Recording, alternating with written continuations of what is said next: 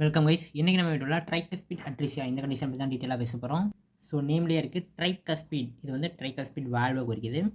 So atresia அப்படின்னா செல்லோட size எல்லாம் கம்மியாகிறது. So ட்ரைகஸ்பீடோட வால்வோட செல்லாம் கம்மியாச்சுன்னா என்ன ஆகும்? ட்ரைகஸ்பீட் வால்வ் இருக்காது. ஸோ அதான். ஸோ ட்ரைகஸ்பீட் வால்வ் ஆப்சண்ட் ஆகிற கண்டிஷன் பேர் தான் ட்ரைகஸ்பீட் அட்ரிஷியா. ஸோ வால்வ் இல்லை அப்படிங்கிறதுனால என்ன ஆகும் அப்படின்னா வால்வ் வழியாக தான் நமக்கு பிளட் போகும். ஸோ பிளட் ஃப்ளோ இருக்காது. ரைட் ஏட்ரியம்லேருந்து ரைட் வென்ட்ரிக்கலுக்கு பிளட் ஃப்ளோ இருக்காது. ஸோ இங்கே அடைச்சிருக்கனால நமக்கு டேரெக்டாக ஃபெராமன் ஓவேல் அவங்களுக்கு இன்ஃபான்ஸுக்கு தானே. ஸோ இன்ஃபான்ஸுக்கு ஃபெராமன் ஓவேல் டக்குன்னு ஓப்பன் ஆயிரும். ஓப்பன் ஆகிட்டு லெஃப்ட் ஏட்ரியமுக்கு பிளட் டேரெக்டாக போகும். டேரெக்டாக லெஃப்ட் வென்ட்ரிக்கலுக்கு போகும். டேரெக்டாக அயோட்டாக போயிடும். ஓகேவா? ஸோ இதில் டேரெக்டாக நமக்கு ஆக்சிஜனேட் டிஆக்சிஜனேட் உள்ள மிக்ஸ் ஆகிட்டு பிளட் வந்து அன்ஆக்சிஜனேட்டடாக அயோட்டாவில் ட்ராவல் ஆகும். ஸோ இதில் பார்த்தீங்கன்னா ரைட் வென்ட்ரிக்கல் வந்து ஸ்மாலாக இருக்கும். ஓகேவா? ஸோ லெஃப்ட் வென்ட்ரிக்கல் பெருசாக இருக்கும். ஏன் அப்படின்னா ரைட் வென்ட்ரிக்கல் பிளட்டு போகல, லெஃப்ட் வென்ட்ரிக்கல் தான் எல்லா பிளட்டும் போகுது. அதே போல் விஎஸ்டி வென்ட்ரிகுலர் செப்டல் டிஃபெக்ட் கம்மியாக இருக்கும்.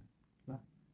அதே போல் பிடிஏ நமக்கு பல்மோனரி ஆர்ட்ரிக்கும் அயோட்டாக்கும் பல்மோனரி ஆர்ட்ரிக்கும் இடையில இருக்கக்கூடிய டக்டஸ் ஆட்ரியோசஸ் வந்து கொஞ்சம் இருக்கும். அதே போல் விஎஸ்டியும் கொஞ்சம் இருக்கும். ஏன் அப்படின்னா இங்கிட்ட பிளட் அதிகமாக இருக்கு இல்லையா? ஸோ அந்த ஓப்பனிங் வந்து கொஞ்சம் டெவலப் ஆகிட்டு அந்த ஓப்பனிங் வேலை செய்ய ஆரம்பிச்சிடும். அதே போல் பல்மோனரி சர்க்குலேஷன் ரொம்ப கம்மியாக இருக்கும். லங்ஸுக்கு எந்த ஒரு பிளட்டும் போகலை. பல்மோனரி சர்க்குலேஷன் கம்மியாயிடுச்சு. ஸோ நமக்கு ஆக்சிஜன் கிடைக்கல. ஸோ சயனோசிஸ் நடக்கும். Bluish discoloration, lack of oxygen இருக்குது. இந்த இடத்துல ஆக்சிஜன் எங்கேயாவது லங்ஸுக்கு போய் ஆக்சிஜன் மாறுதா? இல்லை, லேக் ஆஃப் ஆக்சிஜன் இருக்குது. ஸோ இவங்களுக்கு கிளினிக்கலாக பார்த்தீங்க அப்படின்னா அவங்க பிறந்த உடனே பேர்த்லேருந்தே ஃபுல் சயனோசிஸாக இருப்பாங்க. Features பேர்த்லேருந்தே cyanosis. டேக்கிபினியா இருக்கும். மூச்சு வாங்குவாங்க அடிக்கடி, டேக்கிப்னியா. அதே போல் ஹைபாக்சிக் ஸ்பெல்ஸ் வந்து இருக்கும். ஹைபாக்சிக் ஸ்பெல்ஸ் ஆல்ரெடி நம்ம ஹைபாக்சிக் ஸ்பெல்ஸ் அப்படின்னா என்ன அப்படின்றதுக்கு வீடியோலாம் போட்டிருக்கோம். ஸோ அதெல்லாம் ஒரு வாட்டி ரெஃபர் பண்ணிக்கோங்க. ஸோ சயனோசிஸ் இருக்குது அப்படின்னு சொல்லுவாங்க. ஸோ அது கூடவே கிளப்பிங் இருக்கும். கிளப்பிங் அப்படின்னா நமக்கு ஃபிங்கர்ஸ் டோ எண்ட்லலாம் பார்த்தீங்கன்னா ஒரு சின்ன வீக்கம் மாதிரி வரும். ஓகேவா? அதான் கிளப்பிங் அப்படிம்போம். அதே போல் அப்நார்மல் ஹார்ட் சவுண்டில் ஒரு சிஸ்டோலிக் த்ரில் இருக்கும். அது வந்து பால்பபிளாக இருக்கும். தொட்டு பார்த்தாலே தெரியும். ஓகேவா? கண்ணில் பார்க்கும்போதே அந்த ஹார்ட் பீட் வந்து தெரியும். அதே போல் ஹோலோசிஸ்டோலிக் மர்மர் இருக்கும். அதோட கிரேடு பார்த்தீங்கன்னா 2லேருந்து 6 வரைக்கும் இருக்கும். இந்த கிரேட் அளவில் இந்த மர்மர் வந்து ப்ரெசென்ட் ஆகிருக்கும் அந்த ட்ரைகஸ்பீட் அட்ரிஷியா இருக்கக்கூடிய பர்சனுக்கு. ஸோ அவங்களுக்கு டயக்னோசிஸில் இசிஜி பார்த்தோம் அப்படின்னா எப்படி இருக்கும்? இசிஜியில் லெஃப்ட் வென்ட்ரிக்கல் ஹைப்போட்ரோஃபி இருக்கும். ஏன் அப்படின்னா நம்ம ரைட் வென்ட்ரிக்கலில் இந்த ஒரு பிளட்டும் போல் எல்லாமே லெஃப்ட்டுக்கு தான் வருது. அதே போல் 2 ஏட்ரியமே பெருசாக இருக்கும். பை ஏட்ரியல் ஹைப்பர்ட்ரோஃபி இருக்கும். இது ரெண்டும் இசிஜியில் பார்க்கலாம். எக்ஸ்ரேயில் பார்த்தீங்க அப்படின்னா ஹார்ட்டோட சைஸ் வந்து இன்க்ரீஸ் ஆகிருக்கும். Right atrium and left ventricle வந்து என்லார்ஜ் ஆகிருக்கும். அதே போல் எக்கோ கார்டியோகிராமில் பார்த்தீங்கன்னா லெஃப்ட் வென்ட்ரிக்கலோட சைஸ் தான் பெருசாக தெரியும். ரைட் வென்ட்ரிக்கல் வந்து ஹைப்போபிளாசியாவுக்கு போயிருக்கும். அதாவது நார்மலோட ரொம்ப கம்மியாக இருக்கும். கம்மியான டெவலப்மெண்ட் இம்மெச்சூர்டாக இருக்கும் ரைட் வென்ட்ரிக்கல். ஓகே, இதோட மேனேஜ்மெண்ட் அப்படின்னு பார்த்தீங்கன்னா இனிஷியலாக மெடிக்கல் மேனேஜ்மெண்ட்டு தான் பண்ணுவாங்க. மெடிக்கல் மேனேஜரில் ப்ரோஸ்டோக்ளாடின்ஸ் கொடுக்கலாம். ஓகேவா? சிவியர் சைனோசிஸோடு இருக்கவங்களுக்கு ப்ரோஸ்டோக்ளாடின்ஸ் கொடுப்பாங்க. ஸோ இதை தொடர்ந்து கார்டியாக் சர்ஜரி அல்லது கார்டியாக் கச்சிட்டர் வச்சு நம்ம அந்த ட்ரைகஸ்பீட் வால்வை வந்து ஓப்பன் பண்ணணும். அடுத்ததாக நமக்கு பலூன் ஏட்ரியல் செப்டோசோமி அப்படின்னு ஒன்று இருக்குது.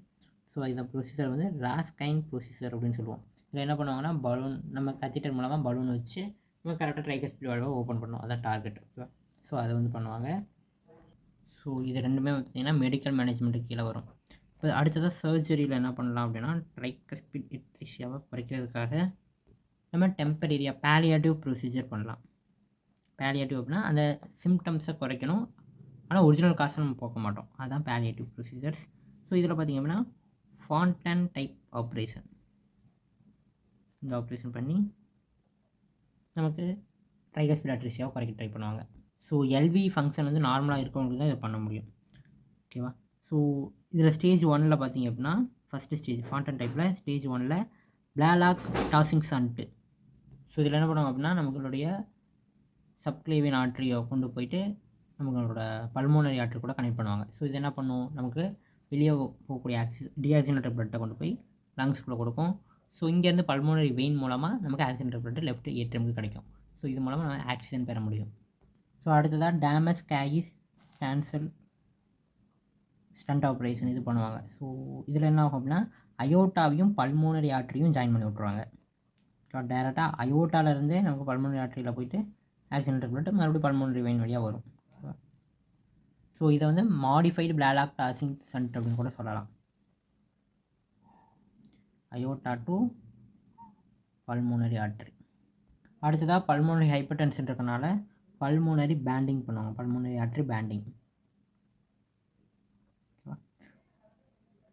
ஸோ அடுத்ததாக பார்த்திங்க அப்படின்னா அவங்க ஸ்டேஜ் 1க்கு அப்புறம் அவங்க சைனோசிஸ் மறுபடியும் டெவலப் ஆகுதா, வெயிட் வந்து நார்மலாக கெயின் ஆகுறாங்களா இல்லை போர் வெயிட் கெயின் இருக்கா அப்படிங்கிறத அவங்க பார்க்கணும். ஸோ அப்படி பார்த்துட்டு 3 to 6 monthஸில் பார்த்திங்கன்னா செகண்ட் ஸ்டேஜுக்கு போகலாம். ஓகேவா, 3 to 6 monthஸில். இப்போ நம்ம ஃபாண்டன் டைப்பில் பார்த்தது எல்லாமே ஸ்டேஜ் 1. ஓகேவா, அதில் நமக்கு எதுவும் ப்ராப்ளம் ஆகுச்சு அப்படின்னா ஸ்டேஜ் 2க்கு வரணும்.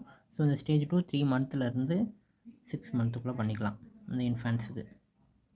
இப்போ நீங்கள் பார்க்கக்கூடிய எல்லா சர்ஜரி வந்து பார்த்திங்கன்னா ரொம்பவே காஸ்ட்லியான சர்ஜரி, ரொம்ப எக்ஸ்பென்சிவாக இருக்கும்.